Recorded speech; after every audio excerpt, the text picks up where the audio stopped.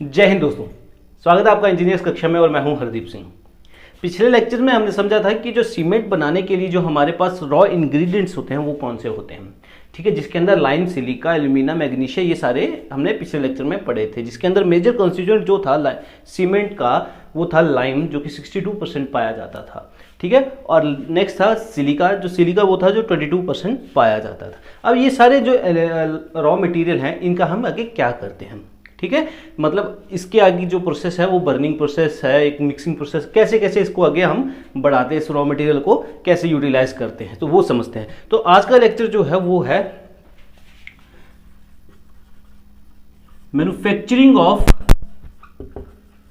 Cement के बारे में है, ठीक है, मैन्युफैक्चरिंग ऑफ सीमेंट के बारे में है। देखो, जो मैन्युफैक्चरिंग ऑफ सीमेंट है वो मेनली दो तरह से की जाती है, ठीक है। जो पहले जो है वो है ड्राई प्रोसेस के द्वारा की जाती है, तो दूसरा है वो जो वेट प्रोसेस के द्वारा की जाती है, ठीक है। जो ड्राई प्रोसेस है इसे हम मॉडर्न टेक्नोलॉजी कहते हैं और जो वेट प्रोसेस है इसे हम ओल्ड टेक्नोलॉजी कहते हैं, ठीक है। ये दो तरह की होती है। तो सबसे पहले हम समझेंगे वो है ड्राई प्रोसेस। ड्राई प्रोसेस में देखते हैं कि क्या क्या करते हैं। देखो, ड्राई प्रोसेस के अंदर क्या करेंगे, हम इस मैन्युफैक्चरिंग को तीन हिस्सों में डिवाइड कर देंगे। पहला जो है वो है मिक्सिंग, ठीक है, सेकेंड है बर्निंग और थर्ड वन इज ग्राइंडिंग। इन तीनों के अंदर इसको हम क्या कर देंगे, डिवाइड कर देंगे। तो उसको समझाने के लिए मुझे एक फ्लो चार्ट बनाना पड़ेगा। मैं उस फ्लो चार्ट को बना के आपसे मिलता हूं, ठीक है, ठीक है। तो ये हमारा फ्लो चार्ट बन गया है। अब यहाँ पे ये जो फ्लो चार्ट आपको थोड़ा सा ऐसे छोटा दिखाई दे रहा होगा, एक्चुअली क्या है, बोर्ड छोटा है तो ये बड़ा हो जाएगा कुछ टाइम में, ठीक है। तो साथ साथ में यहाँ इस तरफ स्क्रीन पे भी आ रहा होगा आपका यही फ्लो चार्ट, स्क्रीन पे भी आ रहा है, देखो। तो सबसे पहले यहाँ पे क्या है कि सीमेंट की मैन्युफैक्चरिंग के लिए ये तीन हिस्सों में इसको हमने डिवाइड किया था। किसमें, कि मिक्सिंग में, सेकेंडली बर्निंग में और थर्ड वन इज ग्राइंडिंग में। तो देखो, सबसे पहले है कैल्केरियस मटेरियल और एर्गिलेसिस मटेरियल। ये कौन से मटेरियल होते हैं? देखो, जो कैल्केरियस है इसका मतलब इसके अंदर कैल्शियम का जो कंपोनेंट है वो है। तो कैल्शियम कंपोनेंट किसके अंदर होता है? लाइमस्टोन के अंदर। तो लाइमस्टोन यहां पे हम ले लेंगे, मतलब ये फर्स्ट इज लाइमस्टोन। और ये यहां पे एर्गिलेसिस मटेरियल्स हैं। ये मटेरियल कौन से मटेरियल होते हैं, चार्ट भी आ रहा है साथ में, देखिए। तो ये इसमें ये alumina, magnesia, iron oxide, silica, ये सारे जो हैं वो एर्गिलेसिस मटेरियल हैं, ठीक है। अब क्या करेंगे कि इस मटेरियल को इनकी खानों से ले आए हम। लाइमस्टोन को ले आए, पत्थर जो लाइमस्टोन है, चूना पत्थर जो हमारा, उसको ले आए हम, खदानों से निकाल के ले आए। अब उसको क्या करेंगे, हम क्रश करेंगे। कितने साइज तक क्रश करेंगे उसको क्रश करेंगे हम 25 mm के साइज तक उसको क्रश करेंगे। याद कर लेना, पेपर में यही चीज पूछी जाएगी कि लाइमस्टोन क्रशिंग प्रोसेस में, ड्राई प्रोसेस के क्रशिंग प्रोसेस में कितने mm तक के साइज को रिड्यूस कर देते हैं हम लाइमस्टोन में। तो वो कितना है, 25 mm, याद रहेगा, 25 mm के साइज तक उसको क्या कर देते हैं, हम रिड्यूस कर देते हैं। उसके बाद क्या करते हैं, उसके बाद इसके अंदर जो ये क्रशिंग प्रोसेस है, ये जो क्रशिंग एर्गिलेसिस मटेरियल की भी उसी तरह से क्रशिंग करके उसको हम इस साइज में रिड्यूस कर लेंगे। अब क्या करेंगे कि उसके अंदर एक हॉट एयर का, ड्राई एयर का एक फ्लो पास करवाएंगे। उससे क्या होगा कि इस मटेरियल के अंदर जो भी वाटर होगा वो इवेपोरेट हो जाएगा, ठीक है। जो भी वाटर है इसके अंदर वो क्या हो जाएगा, इवेपोरेट हो जाएगा। और इवेपोरेट होने से हमारी जो ग्राइंडिंग प्रोसेस में है उसमें क्या हो जाएगी, हमें आसानी हो जाएगी, ठीक है, ग्राइंड हो जाएगा। नहीं तो अगर इसके अंदर वाटर होगा तो ये क्या बना देगा, एक स्लरी टाइप का मिक्सचर, पेस्ट स्लरी टाइप का मिक्सचर बना देगा, स्लरी हो जाएगी। मतलब उसके अंदर क्या होगा, वाटर होगा, जिससे कि क्या बनेगा, वहां पे पेस्ट बनने की आशंका रहती है। तो इसको 25 mm के साइज में रिड्यूस करने के बाद इसके अंदर क्या किया, एक गर्म हवा के झोंके को पास किया कि 100 डिग्री टेम्परेचर तक के, कि हमने हॉट एयर को पास किया इसके अंदर। इसके अंदर एक रोटेटरी क्लीन होती है, उसके थ्रू इसको हम करते हैं। उसके बाद इसको क्या किया, फाइन ग्राइंड किया हमने, इसके साइज को रिड्यूस किया, मतलब फाइन ग्राइंड, मतलब आटे की तरह इसको हमने क्या किया, पतला कर दिया। किसकी मदद से, वॉल मिल या ट्यूब मिल से, ठीक है। वॉल मिल और ट्यूब मिल की वर्किंग को बाद में देखेंगे अगले किसी लेक्चर में।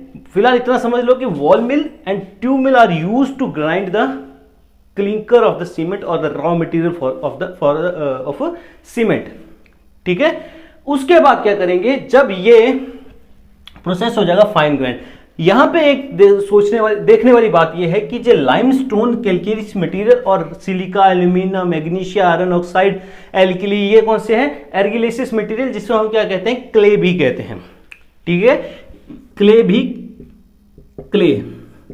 ठीक है, अब ये जो प्रोसेस है, इतना प्रोसेस ग्राइंड करने तक का, ये एक इंडिविजुअल सब्सटेंस के लिए, हर एक इंडिविजुअल मटेरियल के लिए अलग अलग से किया जाएगा। याद रखोगे ये बात कि लाइमस्टोन के लिए, एल्यूमिना के लिए, सिलिका के लिए, इन सब के लिए अलग अलग से किया जाएगा। और इन सब को क्या करेंगे? बाद में हम स्टोर कर देंगे। बड़े बड़े एक टैंक से बने होते हैं, उसके अंदर इसको हम क्या करेंगे? स्टोर कर देंगे। देखो स्क्रीन के ऊपर भी आ रहे हैं वो।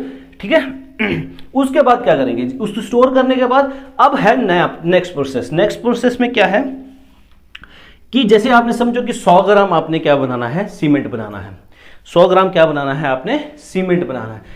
उसके लिए आपको क्या चाहिए कि उसके लिए 62 ग्राम क्या चाहिए आपको? लाइम चाहिए, और 22 ग्राम क्या चाहिए आपको? सिलिका चाहिए, और रेस्ट जो है वो सारे मटेरियल हैं, 4 ग्राम मैग्नीशिया, एल्यूमिना, ये सारे आपको चाहिए। ठीक है, अब इन स्टोरेज टैंक के अंदर से हम उसको इंडिविजुअल जो भी सब हमारे मटेरियल है उसको हम निकाल लेंगे, और मिक्स क्या करेंगे? एक करेक्ट प्रोपोर्शन पे उसको हम निकाल लेंगे। जैसे 62% हमारे पास क्या है? लाइम है, उसको 62% निकाल लिया आपने, सिलिका को 22% निकाल लिया, एल्यूमिना को 5% निकाल लिया, एल्कली को 1% निकाल लिया आपने। ठीक है, और उसको क्या किया आपने? यहां पे मिक्स किया। ठीक है, अब यहां पे आपने इसको क्या किया? मिक्स किया। ठीक है, मिक्स करके आपने एक बर्तन में उसको अच्छे से क्या किया? ब्लेंड किया। ब्लेंड मतलब मिक्सिंग, ब्लेंड किया आपने उसको। ब्लेंड करने के बाद यहां तक जो प्रोसेस था हमारा वो किसका था? मिक्सिंग का। पहला जो था वो था मिक्सिंग प्रोसेस, हमारा क्या हुआ? यहां तक खत्म हुआ। समझ में आया? दौर से समझो, नहीं तो कैल्केरियस लाइमस्टोन जो मटेरियल है हमारा, और एर्गिलेसिस क्ले जिसमें कि एल्यूमिना, सिलिका, मैग्नीशिया, ये सारी चीजें आती हैं, उसको हमने उसकी खदानों से, उसके पेरेंट रॉक से उसको हमने उठाया। उठाने के बाद क्या किया कि उसको 25 mm साइज के हमने इसको रिड्यूस किया। रिड्यूस करने के बाद उसके अंदर हमने एक हॉट एयर का फ्लो कराया, जिसका टेम्परेचर 100 डिग्री टेम्परेचर था, और उससे क्या हुआ कि उसके अंदर से वाटर क्या था? वेपोरेट हो गया, और वेपोरेट होने से हमारे क्या हो गया कि फाइन ग्राइंड करने में, उसको ग्राइंड करने में हमें मदद मिल गई। और ग्राइंड किसकी मदद से किया हमने? एक वॉल मिल या ट्यूब मिल आती है, उसकी मदद से हमने इसको क्या किया? ग्राइंड किया। ग्राइंड करने के बाद हर एक इंडिविजुअल रॉ मटेरियल को हमने स्टोरेज टैंक के अंदर स्टोर कर लिया, और बाद में जब जितनी प्रोपोर्शन में हमें सीमेंट बनाना था उसके अकॉर्डिंगली हमने अलग अलग मटेरियल को निकाल लिया, और उससे अच्छी तरह से क्या किया? ब्लेंड किया। ये था मिक्सिंग प्रोसेस। अब शुरू होता है हमारा बर्निंग प्रोसेस। मैं इसको मिटा रहा हूं यहां तक के को।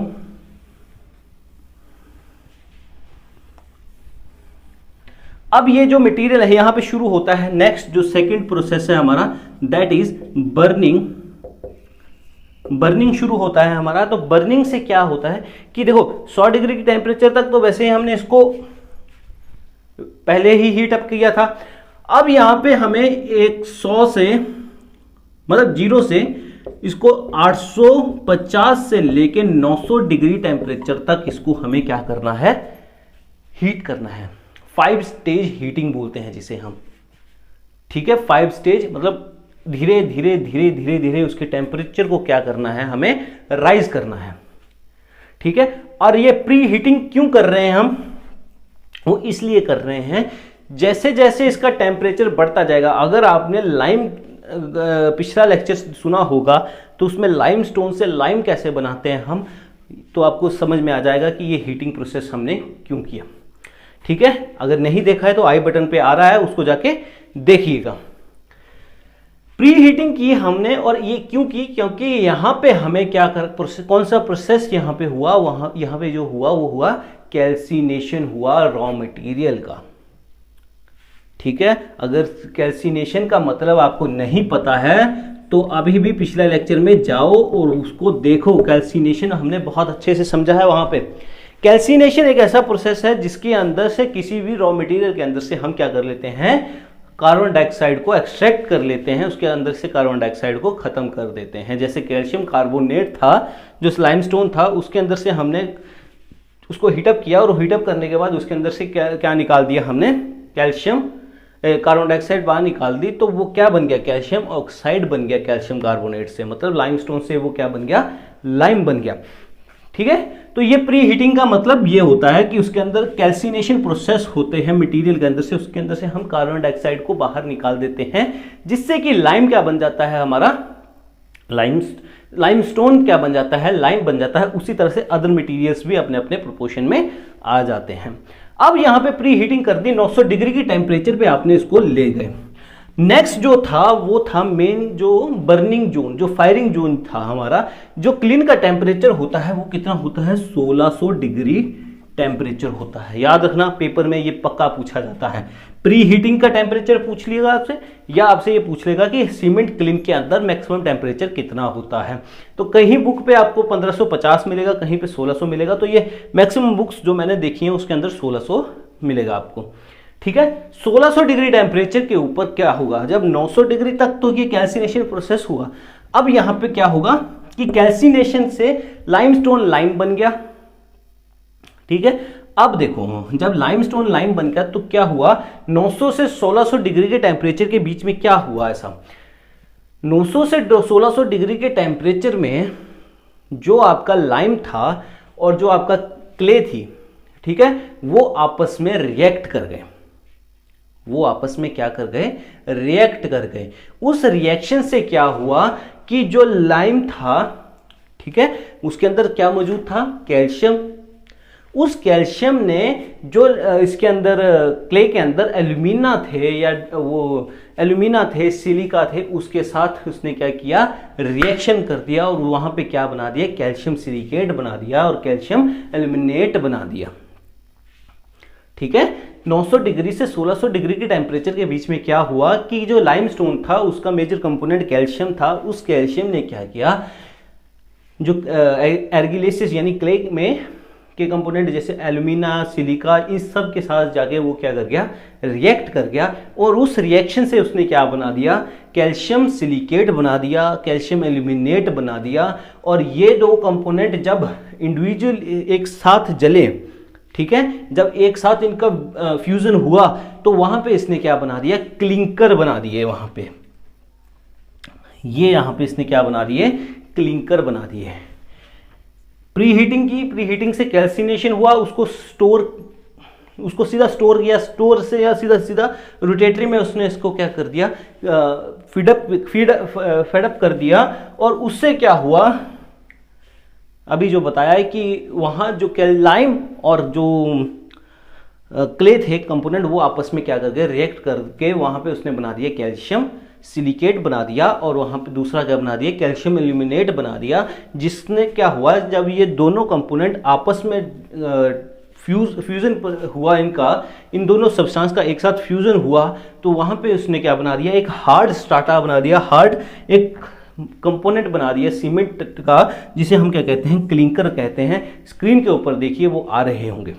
ठीक है, अब जब ये क्लिंकर बन गए तो वहां पे क्या किया हमने कि जिप्सम डाल दिया, 2 से 3% हमने क्या डाल दिया उसके अंदर, जिप्सम डाल दिया। और जिप्सम क्यों डाला है, क्योंकि ये क्या करता है, सीमेंट की सेटिंग टाइम के ऊपर कंट्रोल करता है। अगर जिप्सम सीमेंट के अंदर नहीं होगा तो जो सीमेंट है वो डालते ही सेट हो जाएगा, तो उसकी वर्केबिलिटी क्या हो जाएगी, बहुत कम हो जाएगी। समझ में आ गया, ठीक है, वर्केबिलिटी कम हो जाएगी। तो gypsum is a major component. अगर आप सीमेंट सेट हो रहा है तो वो जिप्सम की मदद से ही सेट हो रहा है, याद रखिएगा। और ये पेपर में पूछ लेता है कि जिप्सम का मेन काम क्या होता है, ये जिप्सम कितने % पाया जाता है पेपर में, सीमेंट में, तो 2 से 3%, याद रखना 2 से 3% ये सीमेंट में पाया जाता है। उसके बाद इसको क्या करेंगे, ग्राइंड करेंगे। ग्राइंड करने के बाद जो क्लिंकर बने हैं हमारे, जो मतलब एक लम्प्स बने हैं सीमेंट के, या जिसे हम क्या कह सकते हैं, गट्टे बोल सकते हैं शायद। ठीक है, इस तरह से कुछ मटेरियल के कम बन जाएंगे सीमेंट के। जब ये सीमेंट के ये बन जाएंगे, फिर उसको क्या करेंगे, ग्राइंड करेंगे। किसमें ग्राइंड करेंगे, वही वॉल ट्यूब, या किसमें, वॉल ट्यूब में, या वॉल मिल में ग्राइंड करेंगे या ट्यूब मिल में ग्राइंड करेंगे। ग्राइंड करने के बाद इसको फिर से वही 90 माइक्रोन के कम साइज में इसको क्या कर देंगे, हम पीस देंगे, ग्राइंड कर देंगे। ग्राइंड करने के बाद इसको हम सीमेंट को क्या करेंगे, पैकिंग के लिए भेज देंगे। तो ये जो प्रोसेस था सारा, ये कौन सा प्रोसेस था हमारा, बर्निंग प्रोसेस था, ड्राई प्रोसेस था। ये सारा सीमेंट का ड्राई प्रोसेस था। ग्राइंडिंग के लिए कुछ ज़्यादा नहीं है, एक बस वही है वॉल मिल या ट्यूब मिल, वो छोटे पार्टिकल्स में इसको हम कन्वर्ट करेंगे। अब देखते हैं इसका वेट प्रोसेस, ठीक है। और वहाँ पे एक समझेंगे रोटेटरी क्लीन काम कैसे करती है। नेक्स्ट है हमारा बेड प्रोसेस, ठीक है। देखो बेड प्रोसेस जो है वो ओल्ड टेक्निक थी, ये 1913 से लेकर 1960 तक इसको हम इस्तेमाल करते रहे। 1960 के बाद हमने कौन सी ड्राई प्रोसेस की स्कीम को चालू कर लिया था, ठीक है। अब इसके अंदर क्या है कि ये समझते हैं, ये है इसका फ्लो चार्ट जो आपकी स्क्रीन के ऊपर भी आ रहा होगा अच्छे तरीके से। देखो इसके अंदर कैल्केरियस मटेरियल और एर्गिलेसिस मटेरियल सेम जैसे ड्राई प्रोसेस के अंदर थे। लाइमस्टोन और ये सिलिका एल्यूमिना मैग्नीशिया एल्कली, ठीक है। अब लाइमस्टोन को किया क्रश और यहाँ पे एर्गिलेसिस मटेरियल को किया हमने क्या किया, वॉश मिल के अंदर, सिंपल भाषा में इसके अंदर हमने क्या किया, वाटर मिक्स कर दिया। अब वाटर मिक्स करने के बाद, क्रश करने के बाद इसको हमने क्या किया, स्टोर कर लिया और इसको भी क्या कर लिया, स्टोर कर लिया। अब नेक्स्ट क्या किया कि वॉल मिल या ट्यूब मिल के अंदर हमने इसको क्या किया, इसकी वेट ग्राइंडिंग की।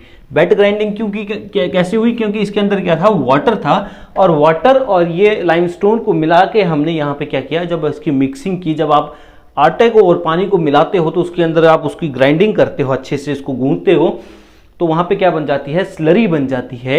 एक क्या बन जाती है, स्लरी बन जाती है। स्लरी को क्या किया, अलग ब्लेंड किया, उसको एक्यूरेट प्रोपोर्शन के अंदर, एक्यूरेट कंपोजिशन के अंदर हमने इसको क्या किया, ब्लेंड किया, मतलब मिक्स किया।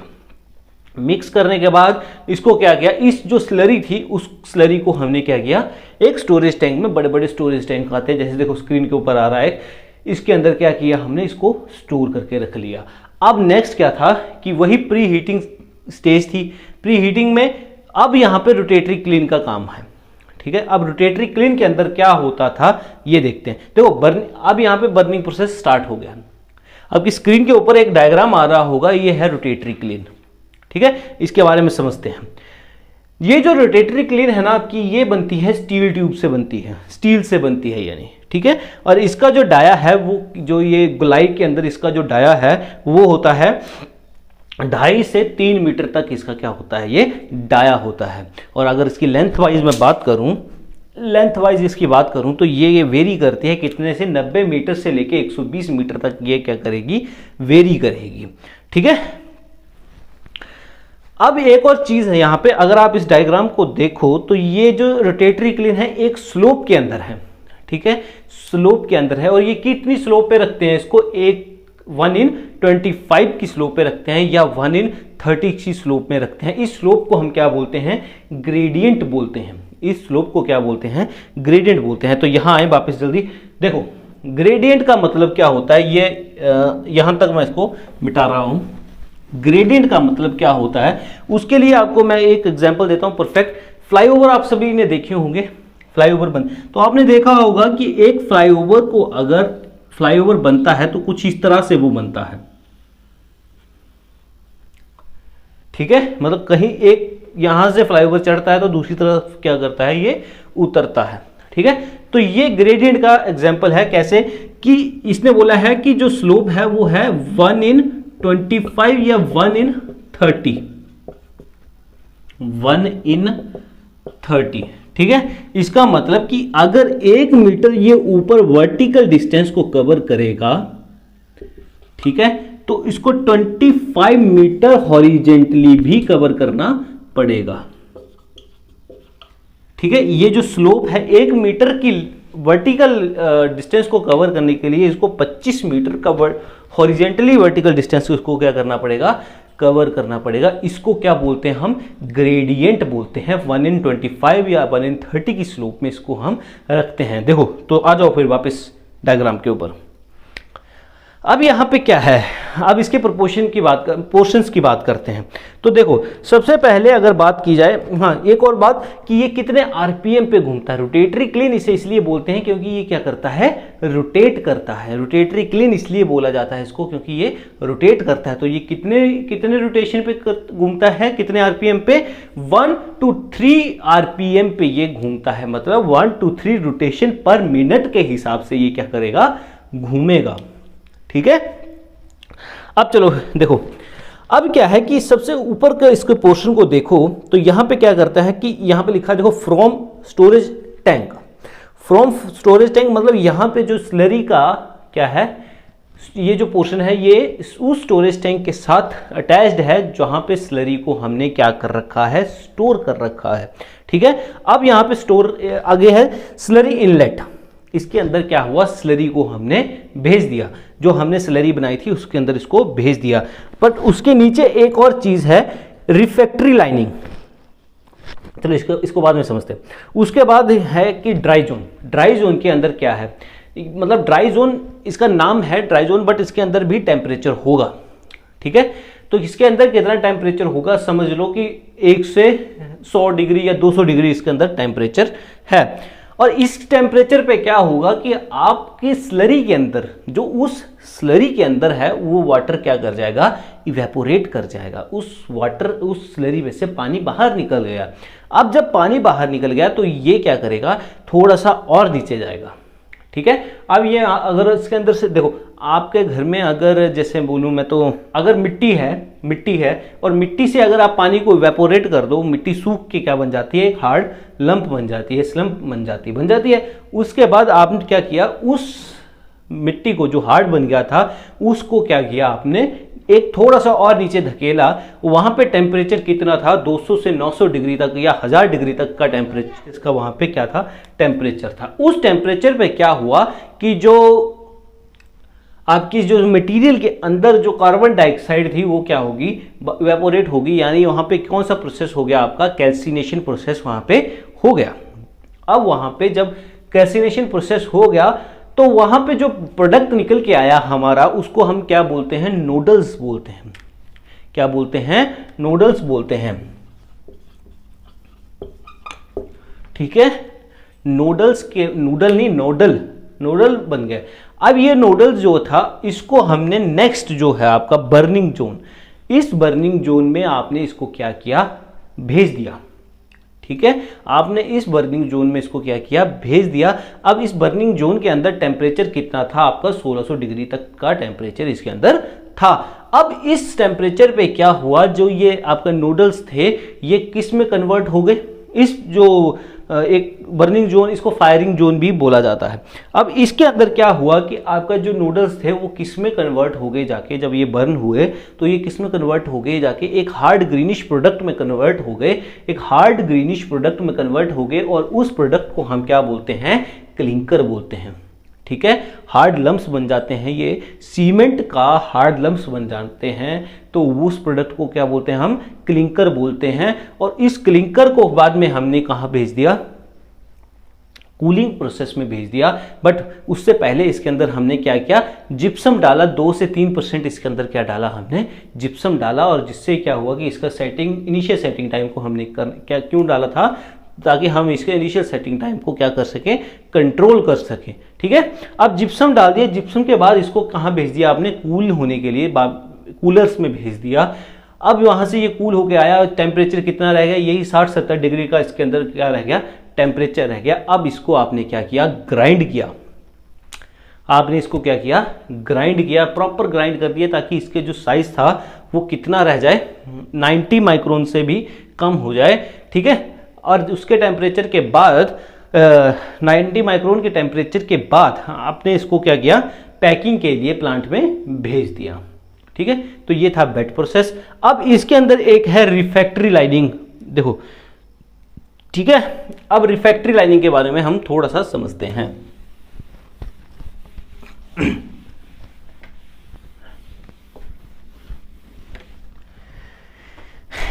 रिफैक्ट्री लाइनिंग, देखो अगर आपने तंदूर देखा हो, तंदूर देखा है आपने, तंदूरी चिकन खाया होगा या तंदूरी रोटी खाई होगी आपने, तो आपने तंदूर की तरफ ज़रूर देखा होगा कि कैसे बना।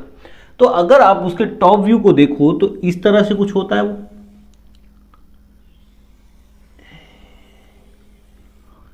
ये थोड़ा पतला बन गया पर कोई बात नहीं। ये पोर्शन क्या है आपका, स्टील ड्रम है, ठीक है।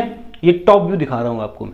और ये जो पोर्शन है ना आपका, ये क्यों दिया गया होता है, ये क्या होता है, ये एक इंसुलेटर होता है, इंसुलेशन, ताकि ये टेम्परेचर को अपने भीतर ही रखे, आगे पीछे ट्रांसफर ना करे, ठीक है। ये किसी भी चीज का हो सकता है, ब्रिक का बना दूं, क्ले का बना दूं, ठीक है। इसका काम, मेन क्या काम है इसका, कि इंसुलेशन को प्रोवाइड कराना, ताकि टेम्परेचर जो है वो इस स्टील ड्रम को इफेक्ट ना कर सके। और इसकी जरूरत क्यों पड़ी हमें, अगर सोचो 24 घंटे इसका टेम्परेचर 1600 डिग्री टेम्परेचर रहेगा, ऊपर से ये रोटेट भी कर रहा है, अगर 1600 डिग्री टेम्परेचर इसका 24 आवर रहेगा, तो क्या ये स्टील, इस स्टील को इफेक्ट नहीं करेगा, करेगा ना। इस स्टील को इफेक्ट करेगा, इस स्टील को क्या करना स्टार्ट कर देगा, ये डिटोरेट करना स्टार्ट कर देगा। इसी डिटोरेशन को रोकने के लिए हम क्या करते हैं, यहाँ पे स्टील, ये जो रिफ्रैक्टरी लाइनिंग या क्ले या ब्रिक को हम क्या करते हैं, प्रोवाइड कराते हैं। इसी तरह से हम रोटेटरी क्लीन के अंदर भी यही चीज को प्रोवाइड कराते हैं, ताकि ये स्टील जो बाहर की स्टील है उसको ये इफेक्ट ना कर सके। समझ में आया, कोई डाउट। और ये जो देखो रोटेटरी क्लीन से जो क्लिंकर बाहर निकलते हैं उसका साइज 3 mm से 20 mm तक भी होता है, ठीक है। ये जो क्लिंकर है, ये जो स्मॉल लम्प्स बन के निकल के आते हैं बाहर, नूडल्स जब कन्वर्ट हो जाते हैं किसके अंदर, क्लिंकर के अंदर, तो ये एक हार्ड लम्प्स बना देते हैं। और उस लम्प्स का साइज जो है वो 3 mm से लेके 20 mm तक का वेरी करता है, ठीक है। कोई डाउट होगा तो बाकी पूछ सकते हो आप। नेक्स्ट है ग्राइंडिंग। ग्राइंडिंग के अंदर देखो बॉल मिल और ट्यूब मिल है, और इनका काम क्या है, मेन क्लिंकर को या जो रॉ मटेरियल है आपको उसको ग्राइंड करना इसका मेन काम है, ठीक है। तो याद रखना कि जो ग्राइंडिंग प्रोसेस के लिए हम यूज करते हैं वो बॉल मिल या ट्यूब मिल है। इससे ऊपर पेपर में नहीं पूछा जाएगा आपसे इसके बारे में, ठीक है। और अगर इसकी वर्किंग देखेंगे कभी, अगर टाइम मिलेगा तो इसकी वर्किंग को ज़रूर हम देखेंगे। नेक्स्ट हम देखेंगे कल के लेक्चर में, हम देखेंगे कि टेस्ट ऑफ सीमेंट के बारे में हम पढ़ेंगे कि फील्ड टेस्ट कौन से होते हैं और लैब के टेस्ट कौन कौन से होते हैं। ये थोड़ा सा शायद लंबा हो जाएगा। और पिछले हफ्ते जन्मदिन था मेरा, तो आप सबके बहुत सी विशेस मिली मेरे को, उसके लिए बहुत बहुत धन्यवाद। इसी तरह से सपोर्ट करते रहें और दुनिया जीत लेंगे हम, टेंशन नहीं इस बात की कोई। और दूसरी बात, थोड़ा टाइम गैप ज़्यादा हो गया था, थोड़ा सा कोई पर्सनल रीज़न हो गया था लाइफ में, जिसके कारण वीडियो थोड़ी लेट होगी। बट अब रेगुलर वीडियोज़ आएंगी आपके पास। मेरे को 4 या 5 बच्चों के मैसेज भी आए थे मेरे को कि सर आप वीडियोज़ नहीं डाल रहे हैं, तो ठीक है, अच्छा लगा देख के कि चलो कोई तो वेट कर रहा है कि वीडियो नहीं आ रही है, ठीक है। तो बहुत बहुत धन्यवाद इस प्यार के लिए। इसी तरह से आप प्यार करते रहें, हम बढ़ते रहेंगे, पढ़ते रहेंगे और सीखते रहेंगे, ठीक है। मिलते हैं आपसे नेक्स्ट लेक्चर में, तब तक के लिए जय हिंद।